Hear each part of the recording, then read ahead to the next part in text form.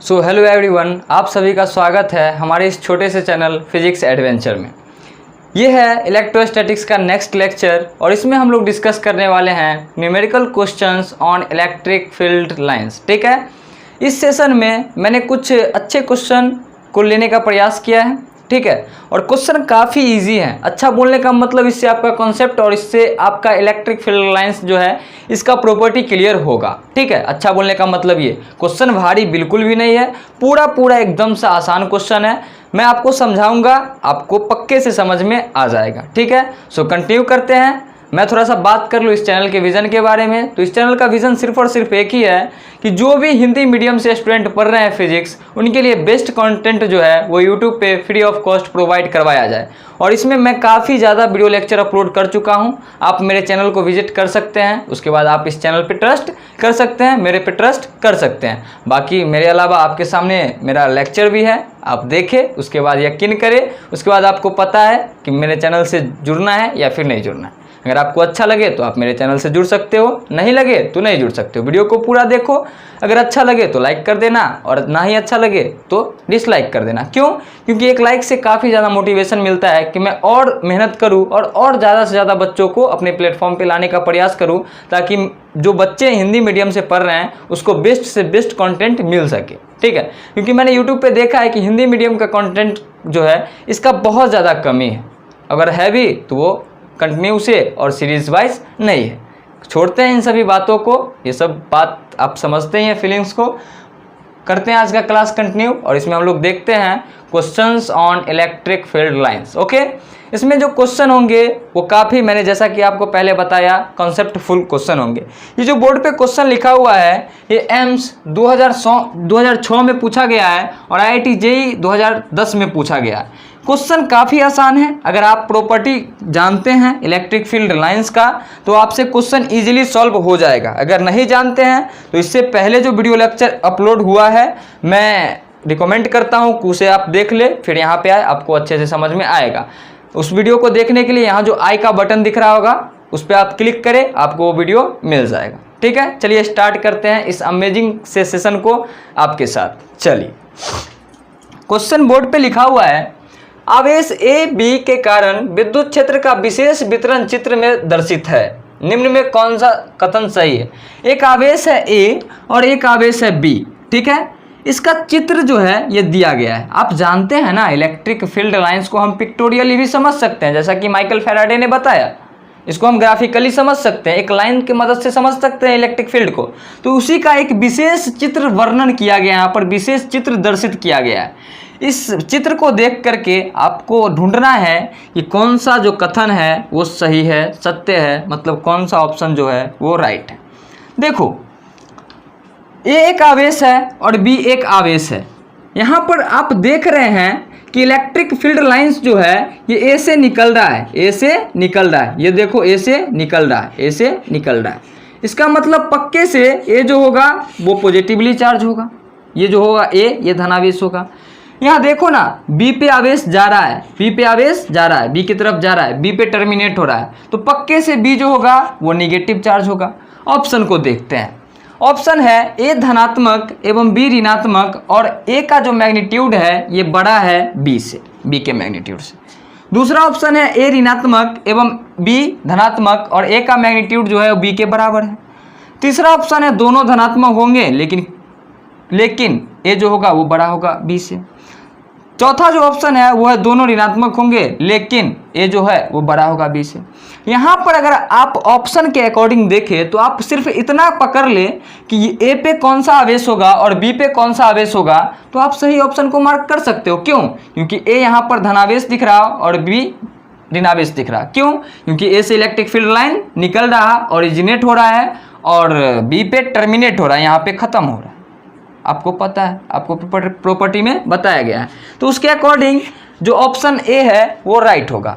थोड़ा सा बात कर लेते हैं, ए बड़ा है बी से, ए बराबर है बी के, ये क्या दिया हुआ है? देखो, ए बड़ा होगा या फिर बी बड़ा होगा वो हमको फाइंड करना है।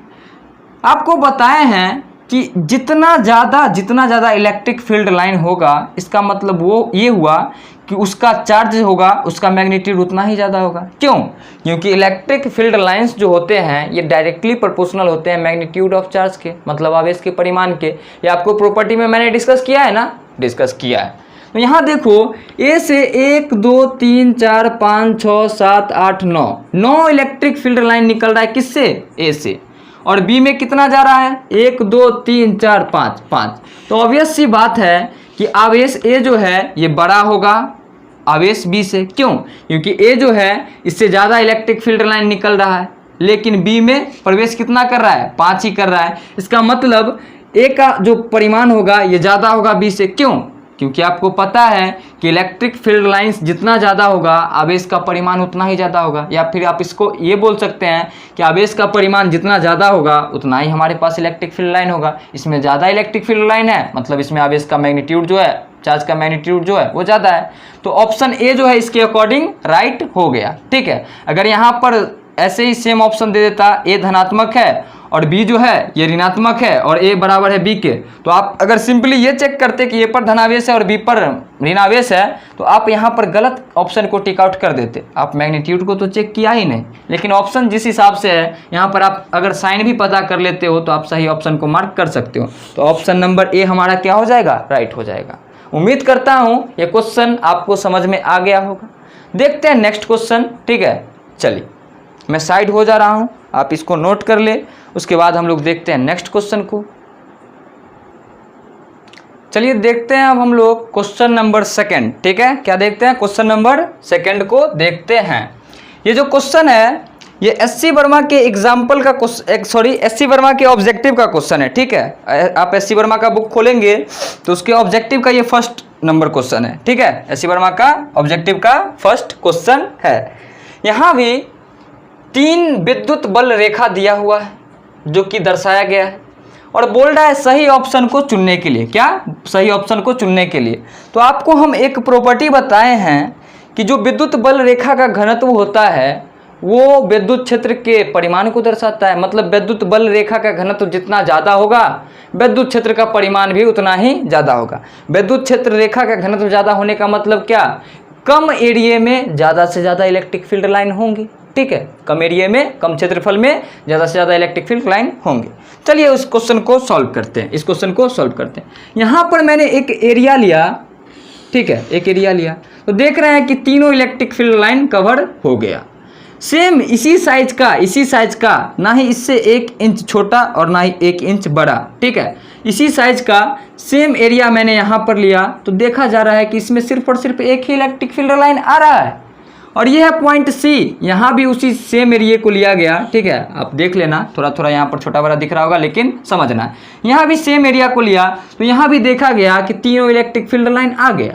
इसका मतलब ये हुआ कि पॉइंट ए पर जितना विद्युत क्षेत्र का तीव्रता होगा उतना ही पॉइंट सी पर होगा। ठीक है, इसका मतलब यही ना हुआ कि विद्युत क्षेत्र का तीव्रता जितना पॉइंट ए पर होगा उतना ही पॉइंट सी पर भी होगा। क्यों? क्योंकि देखो एक सेम एरिया में यहाँ भी इलेक्ट्रिक फील्ड लाइन 3 आ रहा है और उसी सेम एरिया में यहाँ भी 3 ही आ रहा है, लेकिन बी पर क्या हो रहा है? उसी सेम एरिया में सिर्फ और सिर्फ एक ही इलेक्ट्रिक फील्ड लाइन आ रहा है। इसका मतलब यहाँ पर जो विद्युत क्षेत्र का परिमाण होगा वो कम होगा, ए से भी और सी से भी कम होगा। क्यों? क्योंकि यहाँ एक ही इलेक्ट्रिक फील्ड लाइन आ रहे हैं और यहाँ तो 3 आ रहे हैं। तो ज़्यादा घनत्व है विद्युत बल रेखा का तो यहाँ पर विद्युत क्षेत्र की तीव्रता का परिमाण भी ज़्यादा होगा।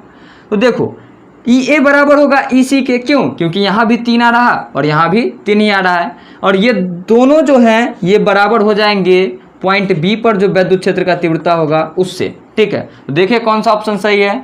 ऑप्शन नंबर बी सही है। यहाँ भी बराबर दिख रहा है ई ए और ई सी, तो यहाँ पे करेक्ट नहीं करना। क्यों? क्योंकि यहाँ ई बी जो है ये बड़ा दिख रहा है किससे? ई ए और ई सी से, वो तो कतई हो नहीं सकता। क्यों?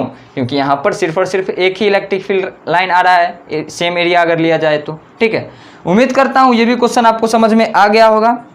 अगर समझ में आ गया होगा तो एक लाइक दे देना। ठीक है, ताकि मैं समझूंगा कि आप लोग को समझ में आ रहा है और ऐसा वीडियो हमको और बनाना चाहिए। देखते हैं नेक्स्ट क्वेश्चन को। जो भी क्वेश्चंस हैं ये प्रीवियस ईयर के क्वेश्चन हैं या फिर मेरे पास जो बुक्स हैं या फिर मैंने अपने टीचर से जो पढ़ा है उस सभी को मिक्स करके मैं यहाँ पे करवा रहा हूँ। ठीक है, चलिए देखते हैं नेक्स्ट क्वेश्चन। मैं साइड हो जा रहा हूँ, आप लिख ले। चलिए अब देखते हैं हम लोग क्वेश्चन नंबर 3 और क्वेश्चन क्या है वो देखिए। क्वेश्चन है, निम्न में कौन सा आकृति विद्युत क्षेत्र को निरूपित नहीं करता है। मतलब 4 आकृति यहाँ पर दिया हुआ है, 4 रेखा चित्र यहाँ पर दिया हुआ है। इसमें ऐसा कौन सा डायग्राम है जो विद्युत क्षेत्र को निरूपित नहीं करता है। विद्युत क्षेत्र को निरूपित करने के लिए हम लोग विद्युत बल रेखा का प्रयोग करते हैं, आपको पता ही है। यहाँ पर सारे क्या बनाए हुए हैं, विद्युत बल रेखा बनाए हुए हैं जो विद्युत क्षेत्र को क्या करते हैं, प्रदर्शित करते हैं, निरूपित करते हैं। तो बताया जा रहा है क्वेश्चन के अकॉर्डिंग कि इनमें से कौन सा ऐसा डायग्राम है जो विद्युत क्षेत्र को निरूपित नहीं करता है। क्वेश्चन क्या है, नहीं करता है, करता नहीं करता है। देखो पहला ऑप्शन देखो, एक प्लस का चार्ज है, एक माइनस का चार्ज है और यहाँ एक प्लस का चार्ज है। प्लस के चार्ज का काम क्या होता है, यह विद्युत क्षेत्र रेखा जो होता है इसको ओरिजिनेट करवाता है, मतलब वहाँ से आरंभ होता है। प्लस के चार्ज से विद्युत बल रेखा क्या होता है, आरंभ होता है। माइनस का चार्ज का काम क्या होता है, इस पे टर्मिनेट होता है, मतलब इस पे खत्म होता है। विद्युत बल रेखा जो होता है वो धनावेश से शुरू होता है और ऋणावेश पे क्या होता है, खत्म होता है। बस यही कॉन्सेप्ट को लगाना है और इस क्वेश्चन का सही आंसर ढूंढ लेना। चलिए देखिए कैसे। ये धनावेश है तो इससे इलेक्ट्रिक फील्ड लाइन निकल रहा है। जैसे देखो यहाँ इलेक्ट्रिक फील्ड लाइन निकल रहा है, यहाँ निकल रहा है और यहाँ निकल रहा है, यहाँ निकल रहा है, यहाँ निकल रहा है। ये बता रहा है ना डायरेक्शन कि धनावेश से निकल रहा है। यहाँ तक तो सभी बात सही है। चलो धनावेशित बस धनावेश है तो इससे इलेक्ट्रिक फील्ड लाइन निकल रहा है। लेकिन यहाँ पर क्या हो रहा है सर, यहाँ तो इतना पता चल रहा है कि यहाँ से इलेक्ट्रिक फील्ड लाइन निकल रहा है। सही बात है, निगेटिव सॉरी यहाँ पर थोड़ा ध्यान देना। यहाँ पर तो एक चीज़ कंफर्म है कि धनावेश है तो इससे इलेक्ट्रिक फील्ड लाइन निकल रहा है। लेकिन यहाँ पर क्या हो रहा है, यहाँ ऋणावेश से भी इलेक्ट्रिक फील्ड लाइन ओरिजिनेट हो रहा है, ऋणावेश से भी इलेक्ट्रिक फील्ड लाइन निकल रहा है। यहाँ तक तो बिल्कुल सही है, धनावेश से निकल रहा और ऋणावेश में जा रहा, धनावेश से आरंभ हो रहा है और ऋणावेश पे जाकर के खत्म हो रहा है ना। तुम पे शुरू तुम पे ही खत्म, तो मतलब धनावेश से शुरू होगा और ऋणावेश पे खत्म होगा। गाना है ना, तुझ पे शुरू तुझ पे ही खत्म। ठीक है, बाकी बात को छोड़ते हैं, यहाँ पे फोकस करते हैं। धनावेश से इलेक्ट्रिक फील्ड लाइन निकल रहा और ऋणावेश में आ रहा, मतलब यहाँ तक हर एक चीज सही है, हर एक स्थिति सही है, यहाँ पर कोई धोखेबाजी नहीं है। लेकिन धोखेबाजी चालू हुआ यहाँ से। हमारा प्रॉपर्टी बोलता है कि ऋण आवेश पर इलेक्ट्रिक फील्ड लाइन टर्मिनेट होता है, लेकिन यहाँ तो ओरिजिनेट हो रहा है सर। तो ये इलेक्ट्रिक फील्ड लाइन का डायग्राम सही होगा क्या, नहीं होगा। और यहाँ देखो प्लस वाले चार्ज पे आके टर्मिनेट हो रहा है, निगेटिव चार्ज से ओरिजिनेट हो रहा है और प्लस पे आके टर्मिनेट हो रहा है, मतलब निगेटिव चार्ज से आरंभ हो रहा है और धनावेश पर जाकर के क्या हो रहा है, खत्म हो रहा है। ये तो गलत बात है ना, धनावेश से शुरू होगा और ऋणावेश पे आके खत्म होगा ना। तो ये जो हमारे पास डायग्राम है ये बिल्कुल टोटली रॉन्ग है। दूसरा देखे, धनावेशित वस्तु है, धनावेश है तो इससे इलेक्ट्रिक फील्ड लाइन निकल रहा, बिल्कुल सही, एकदम सही बात है। यहाँ पे कोई धोखेबाजी नहीं है। ऋणावेश है, यहाँ इलेक्ट्रिक फील्ड लाइन आ रहा है, इस पे टर्मिनेट हो रहा है, इस पे खत्म हो रहा है, बिल्कुल सही बात, यहाँ भी कोई धोखेबाजी नहीं है। यहाँ देखिए धनावेश से निकल रहा और ऋणावेश में प्रवेश कर रहा, यहाँ भी कोई धोखेबाजी नहीं है, ये भी सही होगा। लेकिन धोखेबाजी हो गया इसमें हो गया सर धोखेबाजी, तो ये तो सही बिल्कुल भी नहीं होगा। और हमारा क्वेश्चन क्या था कि कौन सा आकृति विद्युत क्षेत्र को निरूपित नहीं करता है।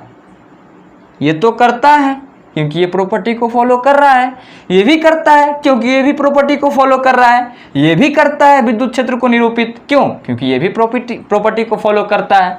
लेकिन ये नहीं कर रहा है, ये थोड़ा सा धोखेबाजी कर रहा है, इसका माइंड इधर से उधर कर रहा है, मतलब ये ऑप्शन हमारा राइट हो जाएगा। ये विद्युत क्षेत्र को निरूपित नहीं करेगा, क्यों, क्योंकि विद्युत बल रेखा जो है ये निगेटिव चार्ज से क्या हो रहा है, ओरिजिनेट हो रहा है और पॉजिटिव चार्ज पे टर्मिनेट हो रहा है, जो कि टोटली रॉन्ग है, टोटली रॉन्ग है।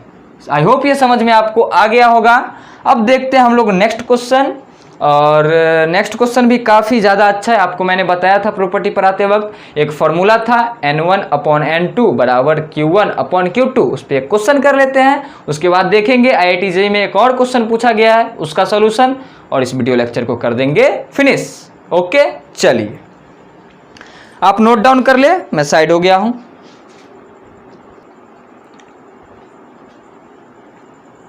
चलिए अब हम लोग देखते हैं क्वेश्चन नंबर 4। ठीक है, क्वेश्चन क्या है इसको समझे। एक डायग्राम दिया गया है, एक डायग्राम दिया गया है। Q1 चार्ज है, Q2 चार्ज है। Q1 से इलेक्ट्रिक फील्ड निकल रहा है, इलेक्ट्रिक फील्ड लाइन, और Q2 पर जाके खत्म हो रहा है। इसका मतलब Q1 पे कैसा आवेश होगा, धनावेश होगा, और Q2 पे ऋणावेश होगा। ये आपको डायग्राम से स्पष्ट हो रहा है। क्वेश्चन है सर, यदि Q1 पे प्लस का 6 माइक्रोकुलम का आवेश हो तो Q2 का मैग्नीट्यूड क्या होगा, Q2 का मैग्नीट्यूड क्या होगा, या फिर बोल सकते हैं Q2 का वैल्यू क्या होगा। तो हम आपको एक फार्मूला बताए थे, जब भी दो चार्जेज का केस आएगा इलेक्ट्रिक फील्ड लाइन में, तो N1 बट्टा N2 बराबर होता है किसके, मैग्नीट्यूड ऑफ Q1 बट्टा मैग्नीट्यूड ऑफ Q2 के। N1 का मतलब क्या, आवेश एक पर जो इलेक्ट्रिक फील्ड लाइन है उसका संख्या। N2 का मतलब क्या होगा सर, जो आवेश दूसरा आवेश है उस पे इलेक्ट्रिक फील्ड लाइन का संख्या। Q1 का मतलब Q1 का मैग्नीट्यूड हो जाएगा, और Q2 का मतलब Q2 का मैग्नीट्यूड हो जाएगा यहाँ पर। चलिए इसको आगे बढ़ाते हैं। N1 कितना है सर, 1 2 3 4 5। ठीक है, यहाँ पर एक और बना लो, ये ऐसे है, देख लेता हूँ मैं क्वेश्चन को। हाँ, एक और इलेक्ट्रिक फील्ड लाइन है ऐसे है। ठीक है, N1 कितना होगा, 1 2 3 4 5 6। तो N1 की जगह पर मैं क्या रख देता हूँ, 6। N2 कितना है सर, 1 2 3, तो यहाँ पे मैंने रख दिया 3। अब चलिए आगे बढ़ते हैं। Q1 कितना है, क्वेश्चन से गिवन है, Q1 प्लस 6 माइक्रोकुलम का है, तो मैंने यहाँ पर सिर्फ और सिर्फ 6 लिख लिया, क्योंकि मैग्नीट्यूड की बात हो रही है तो साइन को मैंने छोड़ दिया। Q2 तो निकालना ही है, Q2 तो निकालना ही है, तो मैंने सिंपली Q2 का मॉड यहाँ पे लिख दिया।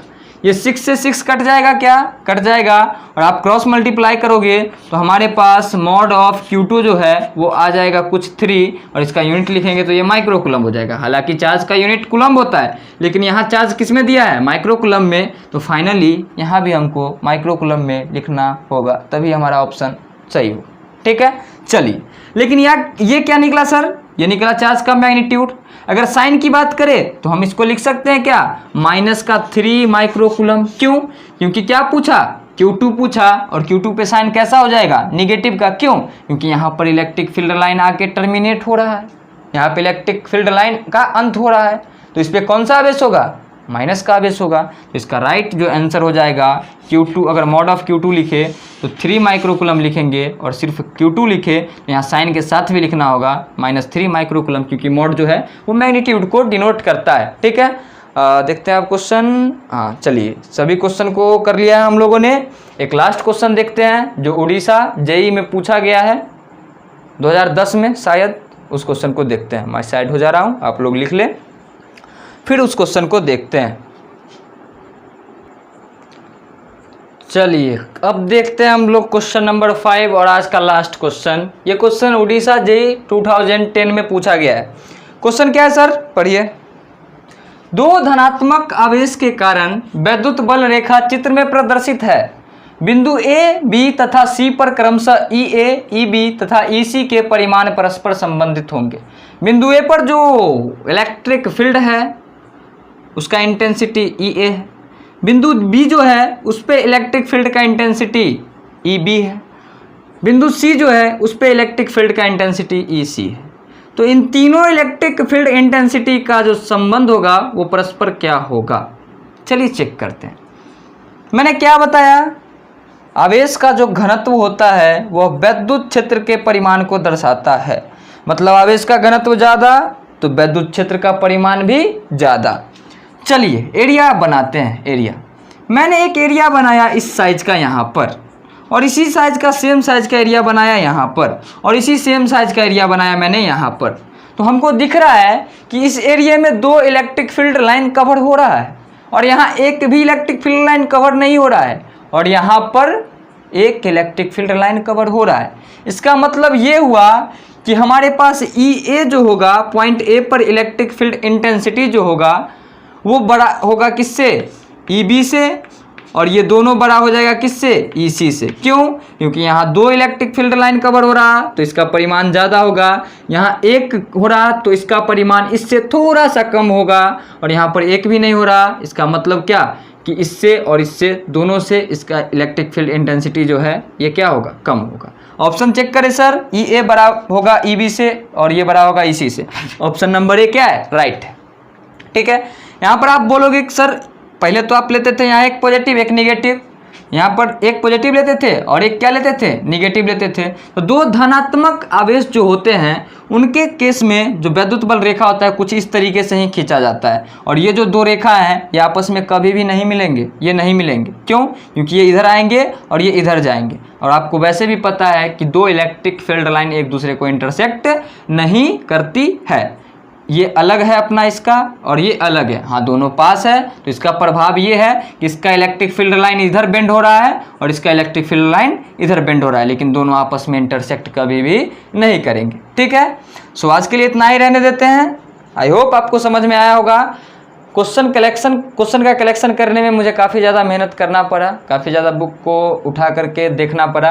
और इलेक्ट्रिक फील्ड लाइंस से ऐसे ही क्वेश्चन कॉम्पिटिटिव एग्जाम में पूछे जाते हैं, ज़्यादा कॉन्सेप्ट उनमें नहीं होता। बस आपको प्रॉपर्टी आता है तो आप उस क्वेश्चन को बना सकते हो। ठीक है, थोड़ा सा बात कर लूँ अंदर का। देखो मेरे अंदर फिजिक्स से रिलेटेड जो भी टैलेंट है वो आपके सामने प्रदर्शित हो रहा है। और मैं चाहता हूँ कि क्लास 11th और 12th दोनों का फिजिक्स का जो भी चैप्टर है उसको ख़त्म करो इस चैनल। ठीक है, as a friend, as a brother, as a teacher, आप जो समझ लो। आप एक टीचर के जैसा भी समझ सकते हो कि मैं ख़त्म कर सकता हूँ, एक भाई के जैसा भी समझ सकते हो ख़त्म कर सकता हूँ, और एक फ्रेंड के जैसा भी समझ सकते हो ख़त्म कर सकता हूँ। बस मुझे ख़त्म करना है, मतलब ख़त्म करना है। ठीक है, टाइम जो लगे उसमें कहीं से कोई दिक्कत नहीं है।